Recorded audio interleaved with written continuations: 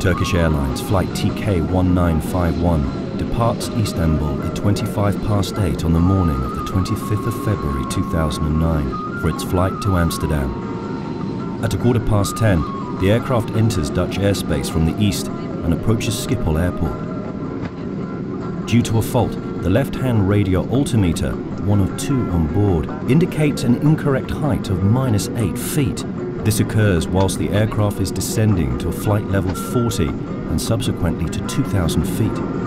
The incorrect radio height causes a total of 5 audible warnings to be heard in the cockpit. The pilots have noticed these warnings.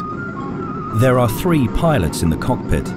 The co-pilot, who is flying the aircraft, is seated to the right. He's receiving line training from the captain, also an instructor, in the left-hand seat. A first officer, acting as a safety pilot, is seated in the observer seat, located in the center behind them. The aircraft is now flying at 2,000 feet on a course of 265 degrees as assigned by air traffic control. Air traffic control issues a new heading of 210 degrees in order to intercept what is referred to as the localizer before landing on the runway 18 right. The issued heading results in an interception of the localizer 5.5 nautical miles before the runway threshold. A shorter lineup with respect to the normal procedure, which should line up the aircraft at a minimum of 8 nautical miles from the runway threshold and under the glide slope. The consequence is that the final approach segment is shorter. No clearance for a further descent is issued, so the glide slope to the landing runway is now being intercepted from above. Once the aircraft intercepts the localizer, the throttles must be closed to allow the aircraft to descend to the glide slope. Due to the incorrect height measurement by the left radio altimeter, the auto throttle prematurely switches to the retard flare mode. This mode is usually activated in the final stage during the flight in order to reduce speed when above the landing runway.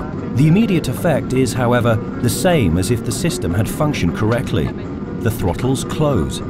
Interception of the glide slope from above masks the faulty operation of the auto throttle. At an altitude of 1,300 feet, the glide slope is intercepted. At this point, the speed of the aircraft is still above the landing speed of 144 knots. Once an altitude of 1,000 feet has been passed, the aircraft and crew must be fully prepared for landing, according to Turkish Airlines company procedures. This, however, is not the case.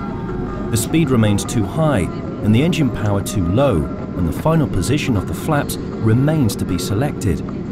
Furthermore, the crew are still engaged with the landing checklist. This may cause the speed to decrease unnoticed. The autopilot maintains the aircraft on the glide slope. In order to generate sufficient lift, the nose rises to well above the normal level. The pilots are unaware of this. Once the speed reduced to 109 knots, the stick shaker was activated. A warning that the aircraft is traveling too slowly and is at risk of losing all lift very quickly. The pilots respond to this, but inadequately. The aircraft crashes.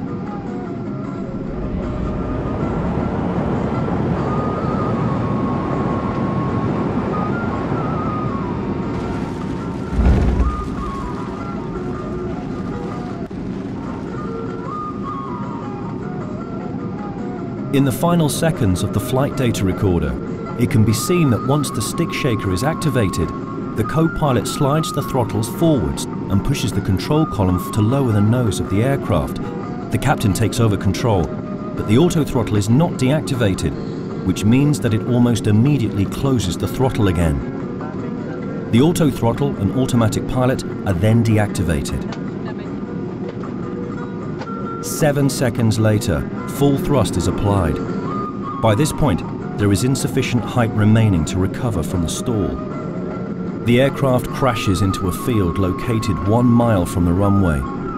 Due to the high nose position, the tail strikes the ground first and the aircraft breaks into 3 pieces.